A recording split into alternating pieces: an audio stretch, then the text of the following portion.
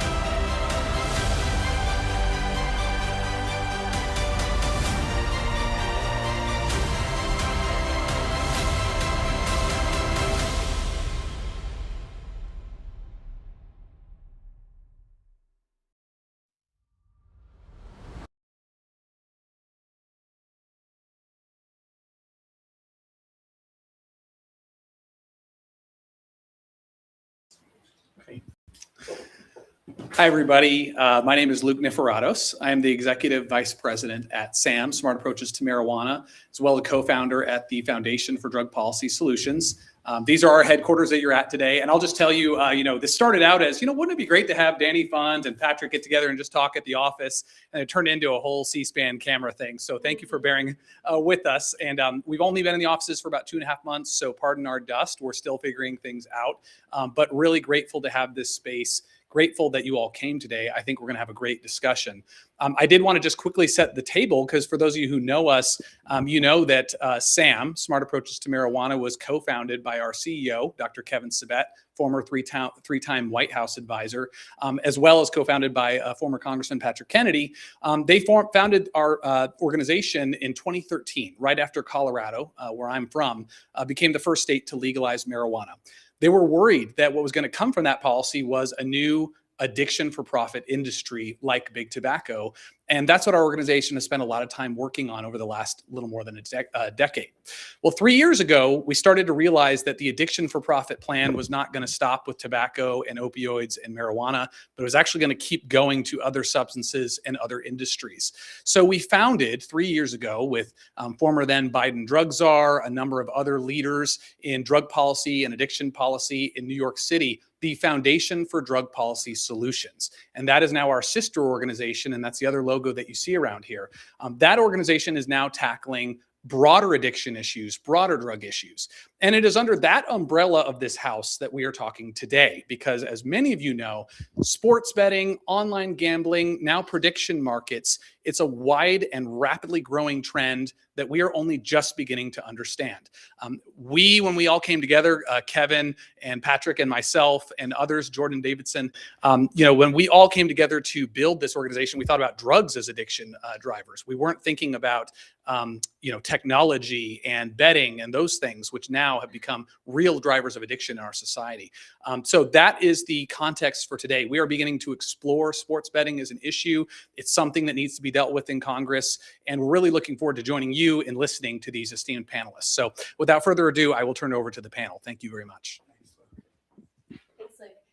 I'm Marcia Taylor, and I am with the Foundation for Drug Policy Solutions, and I'm so excited to see so many people here today for what I think will be a really interesting conversation about something that is a hot topic in the news and in a lot of people's houses as well, as they're navigating young kids and sometimes grown-ups who are grappling with sports betting. I'd like to introduce our panelists today. We have former Congressman Patrick Kennedy with us. He spent 8 years in the House of Representatives and really during that time became one of our nation's leading champions on mental health and addiction issues and on brain science writ large. He was the author of the Mental Health Parity and Addiction Equity Act, which mandated for the first time ever that insurance companies had to cover treatment for behavioral health issues. And we are all very grateful for his work on that, his founding of One Mind and SAM and the Kennedy Forum. And so thank you for being with us today. And we also have Danny Funt, who is a journalist with the Washington Post. His work has also appeared in the New Yorker and the Wall Street Journal. And most importantly for our discussion today, he's the author of Everybody Loses, sorry, I have to get the title right. Everybody Loses, The Tumultuous Rise of American Sports Gambling. And it is a fascinating read. I think I dog-eared more pages than I didn't in the book. So I would encourage everyone to read it. It's fascinating. And it really is a history of how we got here. A history of gambling in the United States with a focus on what has happened since the Supreme Court overturned effectively a federal ban on gambling back in 2018. So with that, not everyone is an expert in sports gambling. So Danny, would you just talk a little bit about where we are today, how this problem evolved, and how big a problem it is in the United States right now? Absolutely. And first, thank you all so much for doing this. What an honor. I've been covering it, as you said, for several years before writing the book. As a sports fan, I had always assumed gambling would never be encouraged by the leagues. They spoke of it in almost biblical terms, that it was this evil that would be the deadliest thing possible. That's something the commissioner of baseball said barely a decade ago. So to see things go from that to where we are today, where it's ubiquitous, inescapable. Even if you're not betting, you can't turn on a game or listen to your favorite podcast without being bombarded with appeals to gamble. All of that was disorienting. And I felt like, as you know, in the states I've lived where legalization exploded and just across the country, we were kind of cheated out of the sort of debate you would think would be mandatory before doing something like that. That allowing people to bet on their phones on every second, on every game is so volatile or explosive. Who does this endanger? How will we protect sports from being corrupted? Will it increase addiction? All of these basic questions were brushed aside. And my hope for the book is to confront those and hopefully generate enough interest that the leagues, various politicians, all of them are, and the sports books, obviously, all of them belatedly would address that. Because it feels like so much has changed. This is still a very fresh story. So there's time to, actually reckon with all that's happening with sports and just American life. And Patrick, you now live in New Jersey, which is the birthplace of all of this. New Jersey passed the law that originally challenged the federal ban. And you have been, as I mentioned before, a leader on addiction issues. What is your perspective on all of this, and why are you so energized about this issue? Thanks, Marcia. And Danny, thanks, man. Congratulations on a fantastic book and a great contribution to our country, because you have done the definitive outline as to how we got here, going from, as you said, a world where this was seen as unbelievably unlikely to happen to now something that is ubiquitous, that is posing, from my vantage point, a huge danger to the public health in America. I had the honor of being the sponsor of the Mental Health Parity and Addiction Equity Act. And in that role, I fought to make sure mental health and addiction was reimbursed by insurance companies and was treated in the same way as we would treat any other illness in our healthcare system. Of course, mental illness and addiction, depression, anxiety, and trauma, none of that was considered health. It was somehow like we had separated the mind from the body in terms of coverage. We were able to, in 2008, in a bipartisan way, pass a bill that required insurance companies to cover the brain like they would any other organ of the body for any set of chronic illnesses. So here's the point. Everybody is complaining, especially post-COVID, that we have a mental health and addiction crisis in this country. Everybody in America is saying, oh my God, our kids are in an existential fight for their lives with their mental health. So they also say, we don't have enough clinicians taking care of the need that we have in America. And so I say to myself, I see these new addiction for profit companies. And I remember when my father, late Senator Edward Kennedy, fought with people like Henry Waxman against big tobacco, who, as we all recall, the CEOs came up to Capitol Hill and lied through their teeth about this not being an addictive product. And then we saw with the opioid crisis, Purdue Pharma, which had totally capitalized on their seeding the whole medical establishment with their indicator of treating pain as a primary obligation, to the point where they were ignoring the downstream impact of addiction. And we all complained about Purdue Pharma. And today, we are letting the new big tobacco in marijuana, we're letting the new big kind of pharma addiction for profit industries come in like, sports betting. And we're saying to ourselves, well, we don't have enough people to help treat it. We're pouring gasoline on the fire of mental illness and addiction. And so we have politicians say, oh, we need to address mental health and addiction. At the same time, they're voting and proposing the expansion of the very industries that are putting more Americans in jeopardy for mental illness and addiction. So my vantage point from all of this is that we need to get honest and transparent in this country. Do we really care about the mental well-being of our fellow citizens, particularly our children? Because we all have complained about social media and the fact that our kids have been glued to their iPhones and their iPads. Now they've primed the brain for addiction. And what do we have now? We have betting all on your phone. You know, in New Jersey, like you have, we used to have people just go to the casinos. Now they've got a casino in their pocket. And the sports betting is just the beginning of those, you know, virtual platforms for betting taking off. And now we're seeing iGaming, which is, you know, the roulette wheel on your phone. And we're seeing this predictive markets, which doesn't even get considered as gambling, which is another interesting loophole that they've jumped through. But this is a big issue right now because we're all reading about it with respect to the, you know, predictive marketing. And now I'm just so thrilled that we had someone like Danny bring us through the kind of history of where we are today and how we got here.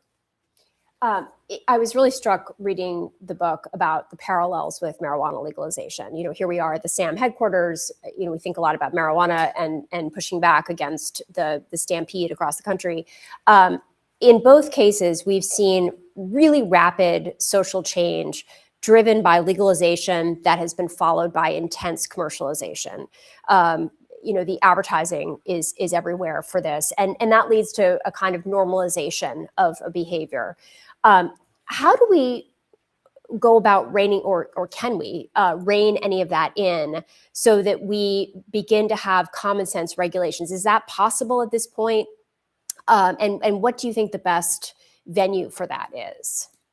Yeah, it's interesting as you compared it to marijuana. The argument from the industry and these various politicians who supported it and the leagues who eventually became the biggest champions for legalization was that you have this robust black market that's untaxed, unregulated. Why not bring that into the sunlight for the sake of customers without actually expanding the amount of betting going on? And I think they vastly overstated the size of the black market. Of course, people have been betting on sports forever. But when Adam Silver said $400 billion were being wagered every year on sports, and you think about now a little more than 150 billion are wagered legally, the idea that double that was being bet before billions had been spent on marketing and integrating it and telecast, all that, there's good reason to think that was a ludicrous overstatement. But beyond that, so few states in practice actually pursued that idea of we're not going to grow the number of people gambling, we're just going to make it safer and something we can tax. Ohio was really in a small handful of states that seemed like that was their priority. And they immediately said these deceptive promotions, like calling a $1,000 risk-free bet to get you through the door. That was very seductive. In a lot of the country, they said that's misleading as it's fundamentally not risk-free if you can lose that $1,000. People who didn't read the fine print were pretty upset to learn that. They said other forms of advertising should be restricted. Now they're saying all these prop bets, which are essentially carving up games into thousands of betting opportunities within the game, that's out of hand. And Governor DeWine in Ohio has said this is his biggest mistake in office was legalizing sports betting. And even after all of these restrictions that are an outlier across the country, the idea that you might want it legal, but you might want to contain it through taxing and those regulations and that approach is so foreign to so many states where it's basically been let it rip and let this get as big as it can get. And I think in time, we've seen so many other parts of the world who allowed that and installed such flimsy guardrails. And then after far too long, they saw this is an addiction crisis in the making. It's corrupting sports. Rates of youth gambling are frightening. We have to crack down and have a wave of re-regulation. I think that's eventually in store in the US, but what it'll take to motivate states to realize that this is out of hand could be pretty grim. And Patrick, I'd love your thoughts on that too. And also, because you've worked so long in the substance use field, what are the parallels for prevention and the things we need to be teaching kids in schools? So I actually believe we need a wholesale change in our whole approach to addressing this mental health and addiction crisis in this country, where we put a premium on educating our kids how to have the tools that, frankly, as someone in recovery myself, I've been given by dint of being in recovery, where I have to learn how to self-modulate, have better coping mechanism development, problem-solving skills. I have to have skills to be able to intervene when I know there are intrusive thoughts that are counterproductive. Like, these are all things that to the average person listening to this may be kind of, what is he talking about? I'm talking about the ability to short circuit my compulsive response to triggers that would put me back out as an active user of drugs and alcohol. And so I have a coping mechanism. I go 12-step recovery. I have peers. I even have an addiction trained psychiatrist. Most mental health professionals are not trained in actual addiction treatment, ironically. So the point in all this is that in a world where more is going to be dependent on our fellow Americans' ability to have the ability to navigate a very tumultuous world coming, with AI potentially dislocating over half of our country's employee base, certainly within the next 5 years, 60% reskilling of America's workforce. Can you imagine the trauma on families with the coming of AI? How are we going to manage that kind of trauma in the midst of the trauma we're living through politically in this country right now, where we're all at each other's throats if we belong to the wrong team? So we are at a point now where our kids cannot cope because they've spent so much of their time on technology. They don't have the social and emotional skills to manage their own feelings and emotions. So I would say we have to put a premium, because as we can see, education has to change in order to prepare our people to be able to work in a modern work world. And in a modern work world, if AI is doing a lot of critical thinking that used to be done by people, what is the differentiator on our success? It's the ability for us to stay focused, to be able to be creative, to be able to connect socially. Those are skills that have been depleted because of the overuse of technology. Now, not only do we have that deficit in social emotional learning, we now have these addiction for-profit industries like sports betting that are going to be further challenging the mental wherewithal that we have as a country. And at the end of the day, our capital used to be in infrastructure, roads, bridges, and the like, or technology, or now our critical infrastructure is our brains. It's going to be the brain capital is going to be what fuels the economy in a world where AI is now going to be, its advantages are going to be determined by the creativity of our population, which is not going to be possible if we are locked with hands behind our back because we have now been held hostage by addiction issues, by too much marijuana being marketed more than Starbucks. We're going to have too much, sports betting, which is going to fuel the flames of addiction and mental illness in our country. What are we thinking as a nation? If we want to be the leader economically in the world, we are destroying the leading economic driver of our country, which is our fellow Americans' ability to maximize their brains and feel like they can make critical decisions, which is all going to be compromised if they're now held hostage by things like gambling, things like marijuana. And it's really shocking to me. We come so far in having a public safety, public health perspective that we're compromising the very wherewithal of our fellow Americans' ability. We talked all about physical fitness. Part of physical fitness is mental fitness. And that has been degraded by all of this social media, and now social media leading to the sports betting. Maybe Danny, talk a little bit about how we've primed our kids' brains, for wiring them for addiction. When I was growing up, my father used to make me put the fireplace together because he liked in the wintertime, we've had some cold weather recently, a big fire, and he said, put the kindling in first.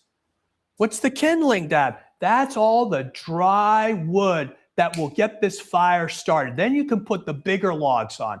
Well, we have put the kindling on in terms of our kids' brains with respect to social media. Now we're pouring gasoline on that fire by giving them access to, this sports betting and other kind of gambling. And if they're anxious now, what can they do? They can take a gummy bear. They can drink marijuana through what they call an elixir, Fanta Aid with THC. And it's like, you could not make up a more treacherous gauntlet for kids to walk through today than what we as adults have put in the way of our own kids' development in this country. Let's talk for a moment about the safeguards that should be in place and that some of the companies say are in place. Danny, there's a interesting story you tell in the book where you're interviewing a woman who's recently left one of the big companies that was responsible for $3 billion worth of gambling over 14 states. And you ask her, she was responsible for responsible gaming at the company. And you asked her approximately how many people were on your team. And you very kindly said, I know you've just left, so you don't need to give me an exact number, just a ballpark is great. And her response was, well, it's easy. It was just me. That seems woefully inadequate. I think anyone would say that. But I think it's a very telling story, and I'm glad you included it in the book. Can you talk a little bit about the safeguards that are in place now and what needs to be done to appropriately beef them up so we have some internal folks or internal systems that are flagging people who are going down a very dangerous path very quickly? Yeah, well, first of all, my jaw was just on the floor when I heard that. This was a company called PointsBet that was since acquired by Fanatics. It's one of the kind of second tier operators, and they're growing pretty quickly. And I had just been hearing again and again all these assurances from people who'd worked at PointsBet. So someone in marketing would say, oh, if a commercial seemed like we wanted the responsible gambling department to take a look at that, we would run it by RG. RG is the acronym they use. Or with this whole sector of the business that caters to so-called VIP customers, people who are losing a staggering amount of money. There's a lot of dicey things that go on with that, of egging on people who might be going overboard. And they all said, no, if someone is displaying signs of a problem, we have RG step in or run it by RG. So run it by RG was just echoing in my head. And I expected this army of people at a company that big to be dealing with all that responsibility. And as you said, it was one person for years. Even at the companies that have more robust RG departments, and I think I sort of squirm even saying RG. I think it's such a euphemism, and it kind of brushes away the seriousness of what's at stake with that. But hearing from people at high-ranking jobs in those departments at some of the top sports books saying, we sometimes feel like our hands are tied behind our back because, as one of them put it, anything beyond the lowest common denominator of consumer protections that the industry is enacting, anything beyond that is seen as a competitive disadvantage where we're just going to lose customers or push our most valuable customers to our competitors if we are looking out for them beyond the bare minimum. So that I find so alarming. Honestly, even the reluctance to call this gambling, as absurd as that might sound. Senator Richard Blumenthal has been very vocal about this. He, like a lot of people, were bothered when it came to light that a lot of these operators were striking deals with colleges to market to college students, and whether they're of age or not, that just seems probably inappropriate. And I remember he sent me the letters that they all sent in reply, and DraftKings made almost 50 references to responsible gaming and problem gaming and our gaming and all that, and not one mention of the word gambling. And if we're not going to call this gambling, how serious could we really be about the dangers that come with gambling? The bright side, I guess, as you were getting at, is there's a lot of reforms that could be done, and a lot of other places in the world that do so much more than the US, because, as I said, they've realized entrusting the industry to self-police is inadequate. I was recently talking with someone who wanted me on their podcast in Austria, and I'm trying to sell every book I can, so I said, absolutely, let's do it. And he's a researcher there and has done some work with operators in Europe. And he was just explaining across Europe, it's an expectation that operators have to have the technology in place so that, one of the upsides of online gambling is you have all this customer data. You could exploit that in some pretty nefarious ways, but you could also use it to identify signs of a problem. And there's an onus on those companies in Europe to use that data to intervene if some red flags, yeah. And by and large, that responsibility isn't the expectation in the US. So we could go on for a long time, but Danny, there's a lot like that. Like I live near Atlantic City in New Jersey, and you had to go to the casino. Okay. And when you're in the casino, they got the eyes in the sky, all the cameras looking at you, how much are you drinking, how much are you betting, everything else. With this now being a virtual world where it's all digital, it's in your pocket, it's on your computer, it's on your phone, that this is fundamentally a whole different issue, right? You have no one screening for people under 21. You have no one, checking your ID. Explain a little bit, because we have this outdated, just like with marijuana. Everyone's like, oh, you're smoking marijuana, it's 2%. Today, marijuana concentrate and THC is 10 times what it was 20 years ago. And no one who's thinking about marijuana policy understands that. They also don't understand that you're drinking marijuana, essentially drinking THC, or eating marijuana, which is in the foods.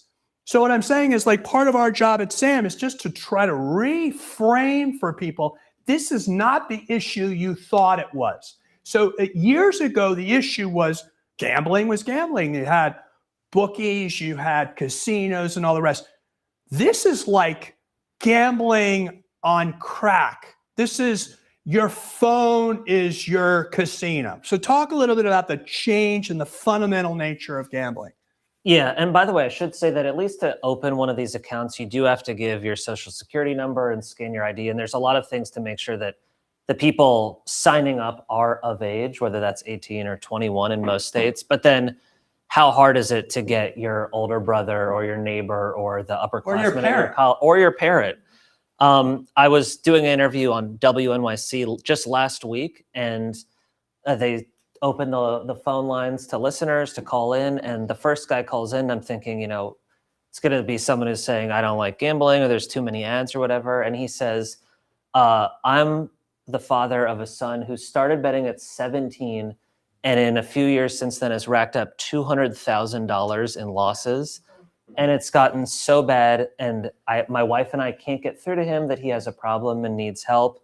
And as a result, we're estranged from our child. And the idea that a 17-year-old would be starting to bet at that level and it would be so ruinous for him and his family, sadly, it's not that unique of a story. The rates of gambling in, forget college, which is out of control, but high school, middle school, even elementary school is, I think, really what might be the thing that motivates lawmakers and regulators to say we must do more here.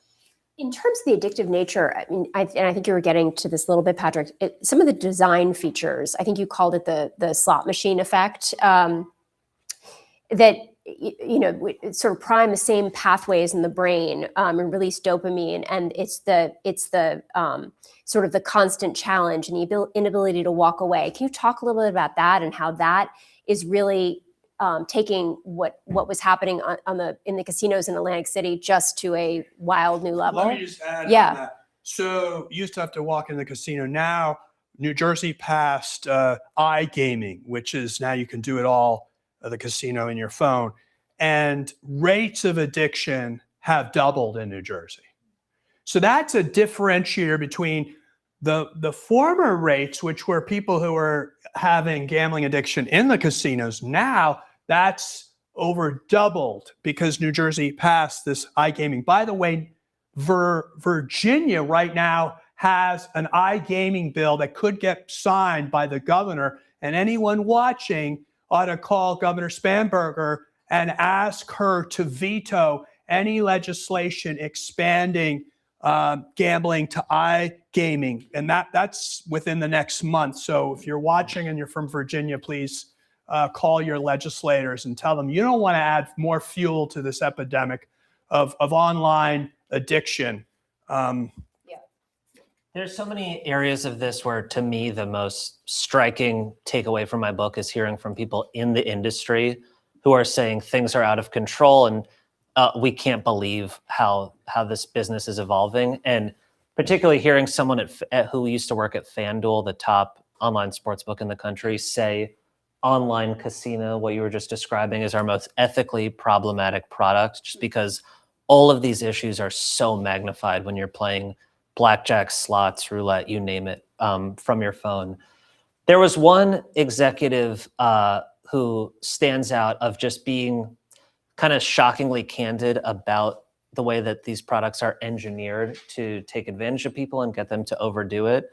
He was a vendor that provides these so-called micro bets, like betting on, will the next pitch be a ball or a strike? Will this possession in a football game end in a touchdown or a punt? All of that is a big growth area for the business because the idea that you're betting on a minute by minute as opposed to hour by hour basis is potentially really profitable.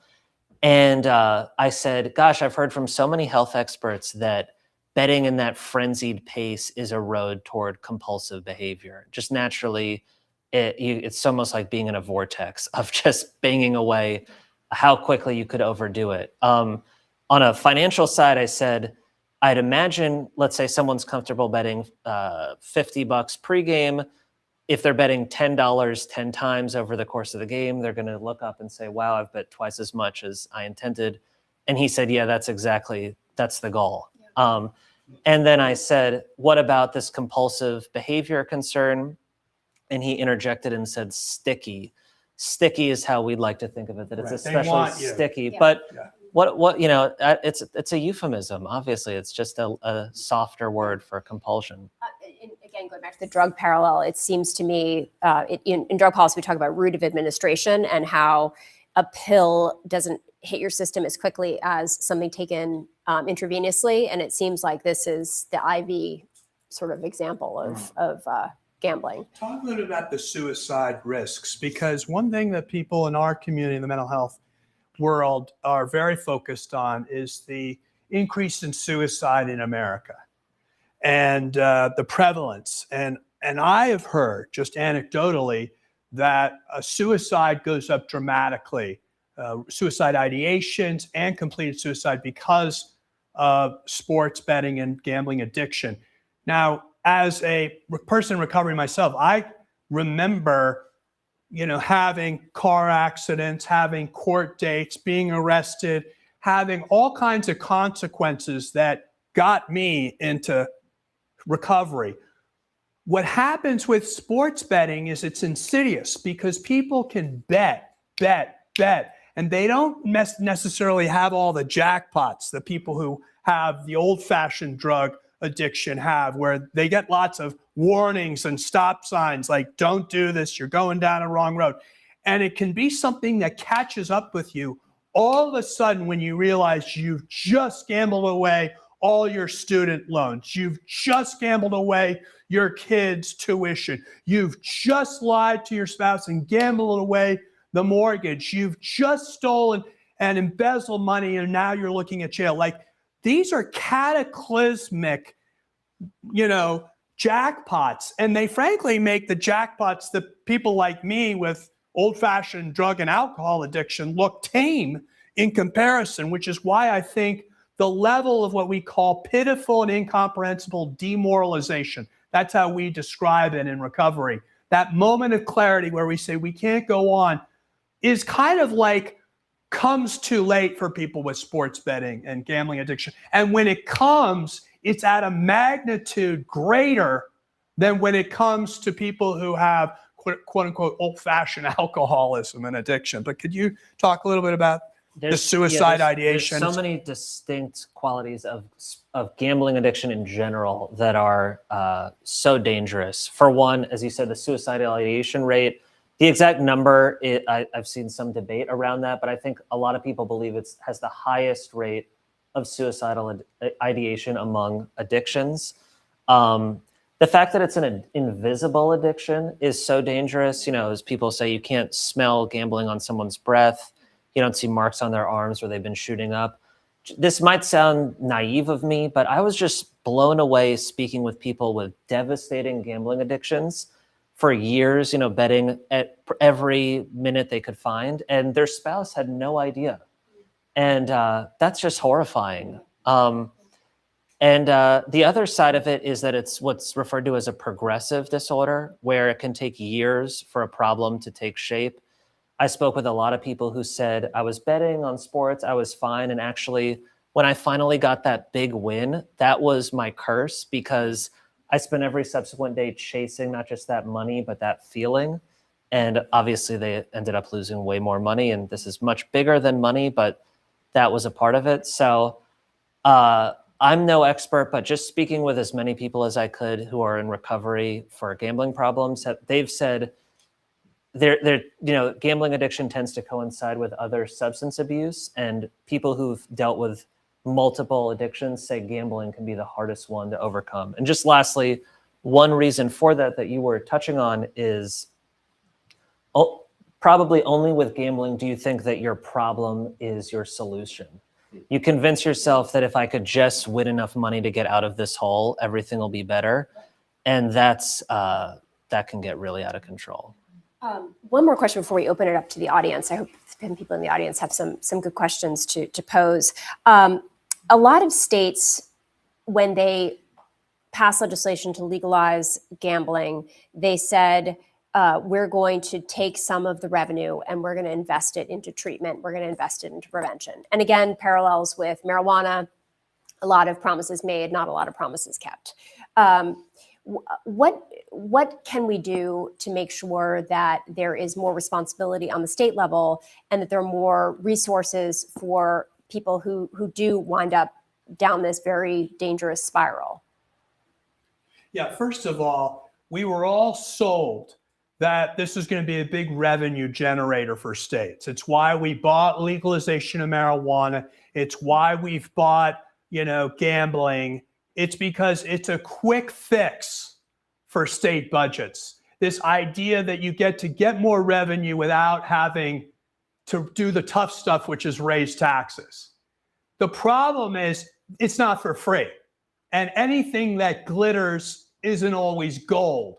And the true cost of gambling addiction and commercialization of marijuana is going to overwhelm in terms of societal costs and cost to state budgets compared to the revenue that they're bringing in from sports betting and gambling. So maybe, Danny, talk a little bit about that, because I don't think in our movement as advocates, we've done a good enough job putting the price tag so that legislators like my former colleagues know that it really isn't a windfall of free money. They're going to end up spending more money on all kinds of human social services, criminal justice costs, and of course the terrible tragedy of broken families and the impact on real people and their whole lives. So, and of course, the business community probably hasn't truly factored in what this is doing to productivity in our country and ability for workers to pay attention when they're at work to what they're supposed to be doing. So talk a little bit about that. One side of this that I think is so essential and so revealing is whenever we talk about, how many people are gambling now or how many people have gambling problems, these are really educated guesses because there hasn't been, as remarkable as this is, there hasn't been a federal study of the prevalence of gambling since 1999. And a few years ago, there's been a federal excise tax on sports betting since I think the 40s or 50s. It's been around forever, even when it was confined to Nevada, but definitely now. And a few members of Congress said the money just goes to the general fund. Why not divert? I think it was half of it toward research, so we have a better handle of questions as basic as how much gambling is going on and how many people have problems. And also some of that could go toward treatment and prevention. And the industry just posed this incredibly aggressive fight to stop that, saying, this is unnecessary, we already researched that, blah, blah, blah. I just find it so revealing, again, that the idea of just trying to have a clearer sense of how much gambling is going on is such a threat to the industry. And as Keith White, the longtime director of the National Council on Problem Gambling, I quote him in my book saying, they want to count the revenue, they don't want to count the bodies. And a lot of people echoed that if we actually knew the damage this is doing and this surge of addiction and other health problems across the country, the industry would face so much more scrutiny. And of course, this whole issue of prediction markets isn't even considered gambling. So they get out from underneath in a huge loophole the idea that they ought to be regulated like gambling companies. And it's probably the risk is higher for this prediction market business than even sports betting. Wouldn't you say? Could be. I mean, it's exploded in the past year, so I don't want to speculate, too much. That's my job. Right. And of course, it's based on very little than my intuition, which could get you in trouble. But I think anybody watching this, common sense tells you this is deadly. And now we got Wall Street Journal, CNN. People are going to be betting on what's the next story. It's going to not only corrupt sports. It's going to corrupt our culture. It's going to corrupt our news. This has got a corrosive impact, not only on our public health and the mental health of our young people, but for our country on so many levels. So glad so many of you are here. I know many of you may have some questions to add to this. So I think that's where we'll move to right now. Oh, yeah, we're streaming here. So. Okay. Thank you. Lifelong Cleveland Guardians, Indians and Guardians fan. So we're watching Emmanuel Clase and Luis Ortiz, who were both facing 65 years in jail. My question is, how much of the sports gambling issue would be curtailed if you could only bet on who wins and who loses? You can't do is this pitch a ball or a strike? You can't do is she going to hit the high note in the national anthem? You can't bet literally on everything. You can only place a bet on who wins and who loses. I think going to that level might be a bit extreme, but you could definitely rein in bets on will the next pitch be a ball or a strike, or will, a bench player get a certain number of rebounds in the first quarter of a basketball game. I mentioned earlier that the industry uses the black market as a boogeyman oftentimes to say, well, they don't have these restrictions, and why should we? We're in competition with the black market. Senator Blumenthal described that as a race to the bottom. I think that's an apt description. But in this case in particular, I ran that idea by certain experts in the betting industry after Clase and his teammate were arrested for fixing pitches. And I said, the industry argues that if we restricted those types of bets, customers would just run to offshore operators or street bookies and nothing would actually be solved. And I was asking this to someone who works in what's called integrity monitoring, this big business of preventing improper betting and the corruption of sports, and the companies that were supposedly entrusted to stop that sort of thing from happening. And I don't know that I can use the word on C-SPAN to quote him exactly, but he just said, essentially that's nonsense. That, yeah, there are some determined bettors who will go to the black market anyway. That's why it's still thriving. But a lot of ordinary people who are comfortable downloading an app from the App Store and then using Venmo and PayPal to deposit their money are not going to go to some sketchy offshore website and bet with crypto just so they can bet on those sorts of frivolous props. So yeah, I think there's some real logic to that to some extent. Hi there. My name is Tim Gakeline. I'm a lobbyist here for Off-Hill Strategies, and Smart Approaches to Marijuana is one of our clients. So it's a real honor to be able to work for and with them. Congressman and Danny, thank you so much for your time today. I have two questions that I hope intersect, and I'll be as concise as I can be. The first question I have, building a little bit off Luke Alby's question here, has to do with the state of organized crime in the United States. And I look forward to reading the book, and I don't know if you address this in the book, so forgive me. But, of course, there was the major FBI sting that happened in October where I think 31, 32, or 33, somewhere in there, current and former NBA players and coaches as well, Chauncey Billups of the Trailblazers, were caught in this sports gambling scheme with organized crime. And so I guess the first question, and I'll go into my second just right after, which is just to what extent has the explosion, the normalization of online sports gambling helped, hurt, or what is its been relationship to the mob? Has it really been a boon for organized crime in America? And I guess the second question is related to that. A little over a month ago, it was the first pay-per-view of the United Fighting Championships, or the UFC. There was a fight scheduled on the undercard. It was a featherweight bout between two fighters. At the last moment, the fight was pulled. And the reason that Dana White, president, CEO of the UFC, pulled it is he said that there was an unusual amount of sports gambling activity right before leading up to the fight, suggesting perhaps a fighter was injured and had not been disclosed, and bettors knew about it, and that's what happened. Obviously, President Trump is very close to Dana White.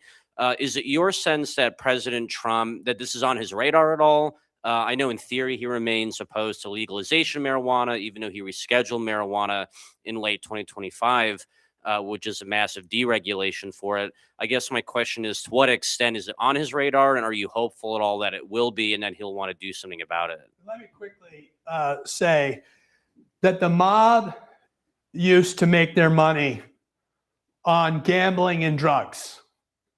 Now the states make their money on gambling and drugs. If you want to make the case, is the mob growing? It depends on how you define the mob. Because now organized crime is not Raymond Patriarca in Rhode Island.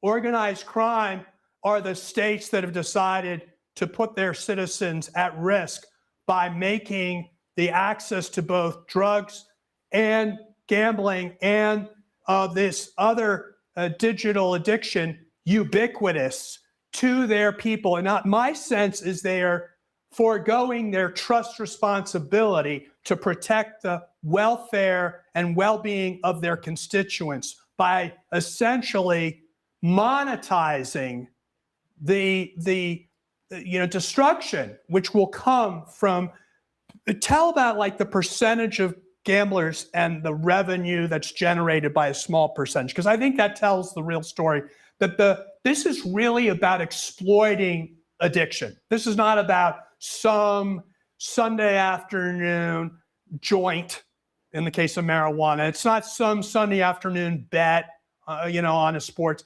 This is now, we've got heavy day-to-day users for marijuana has passed that of alcohol. Heavy users. More heavy marijuana users than alcohol users in America. And it would seem to me, and what are they doing? They're making their money when they say, drink responsibly. No, they don't make their money off of drinking responsibly. They make their money off of people like me that drank irresponsibly. We're the ones who have addiction that are driving the profit of these addiction for profits. And I imagine in sports betting, it's the same way. You have a very small percentage of the betting population with addiction who are generating a big percentage of the profits for those companies. Yeah, the number I've heard is 1% of customers account for half of revenue. Some of them obviously are ultra wealthy people who just are betting at a whole other level. Some of them aren't. And I mentioned, one of those jaw droppers was the fact that this company had one responsible gaming official. Another was there's this whole chapter devoted to VIP customers, the people who are losing at that rate, and the unbelievable perks and white glove treatment that they get from these companies to keep them losing at that level. And I had heard one reassurance after another from the operators that they vet those customers to make sure they can afford to be losing that amount of money. And you might say, you could have a gambling problem even if you can afford to be losing all that money, but that's another point. But at least they claim they are checking that people have the means to bet at that level. And I was speaking with someone who lost 100 grand at FanDuel in a year. And I was just, again, in the back of my head, remembering all the times I've been told that they would make sure someone like that could afford to lose that. So I said, what were you doing to earn a living when you lost all that money at FanDuel? And he said, I was a server at the Cheesecake Factory making 65 grand a year. And obviously he claims FanDuel never made any effort to confirm that with him. To your question about the mob, the thing that came to mind for me is there's so much more opportunity to corrupt sports now because you can bet on so many different things, and inside information is so valuable. And the opportunity to get that from people, to extort them so that they'll give that up. When we're, under this large health umbrella of what's happening with gambling, that's a piece of it too. The danger that it presents to athletes, coaches, anyone who works in sports is now facing unbelievable levels of harassment and threats from gamblers and pressure from people who want them to do something to help them win money. So that's a big piece of the story too. I think we might have time for one more question. Two more questions. Two more questions? Why don't you get Connor and I? Great. Yeah, thank you both. Connor Semmelsberger with the Heritage Foundation.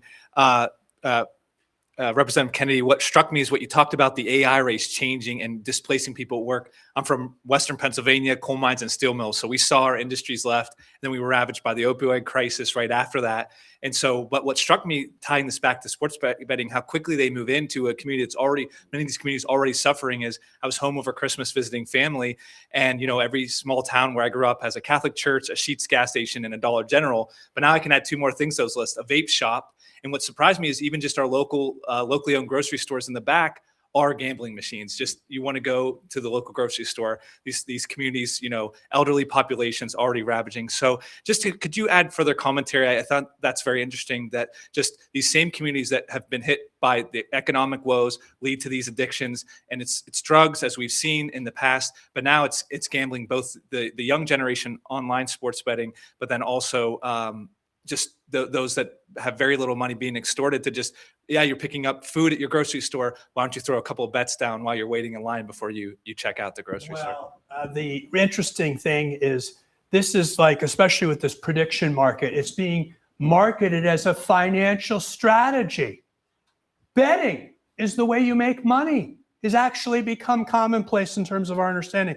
So you even have payday loan vendors, you have these major credit card companies, banks getting into this business because they're going to make profit off of getting people more in hock to pay the higher interest rates and bills as a result of this. So there's unseemly partnerships between the financial sector and the gambling sector. But the total impact on the financial wherewithal of Americans would be something I'd be really interested in knowing. I'd like to know how much the relative personal debt that Americans are going to carry after the onset of this sports betting. Who is tracking that? Who is tracking the bankruptcies? Who's tracking all the costs the government's going to be paying out in order to help repair the damage that's going to be left in the wake of these companies?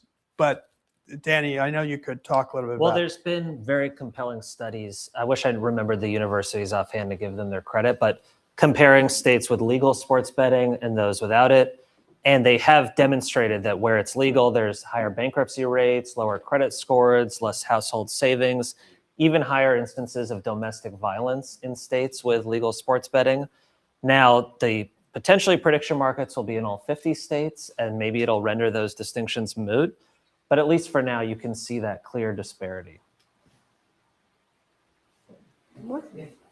Maggie Keneally with Concerned Women for America. Thank you so much for this. I think this is one of the most insidious problems we're facing today that's flying completely under the radar. So perhaps to turn the conversation to what can we as DC people do?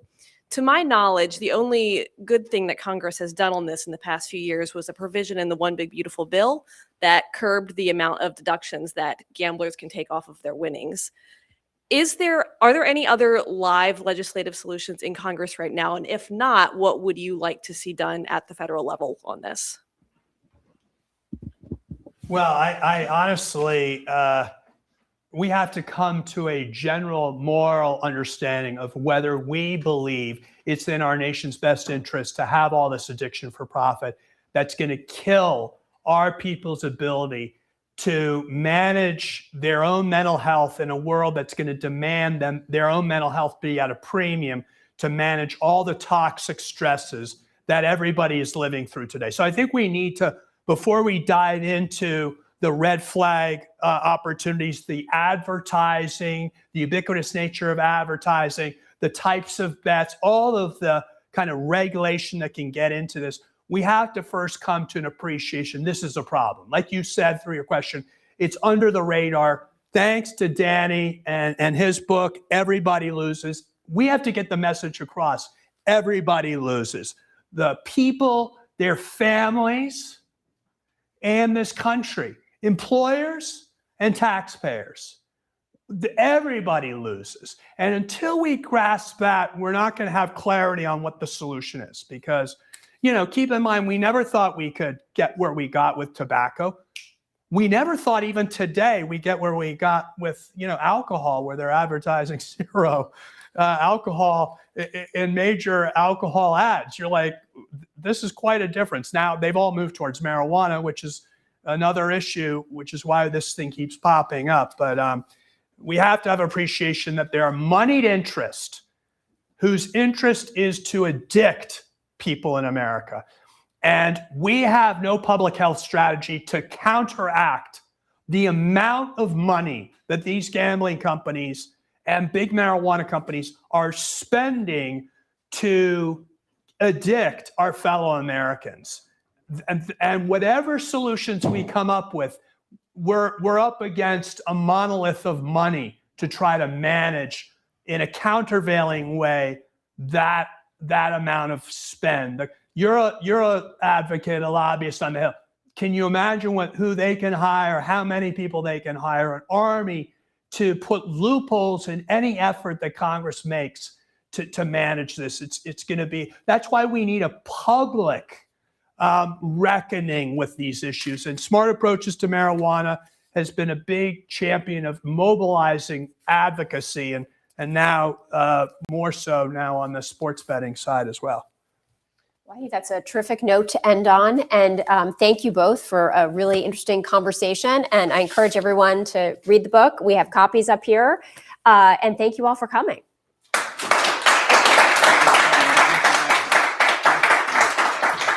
And thank you all for coming. It was an amazing panel, Danny. Thank you again, Patrick and Marcia. It was wonderful. Two quick things I wanted to just throw out there. First of all, we do want to acknowledge Senator Bill Bradley, the former senator and NBA star who did a lot of great work on these gambling issues during his time. So we definitely wanted to acknowledge his work.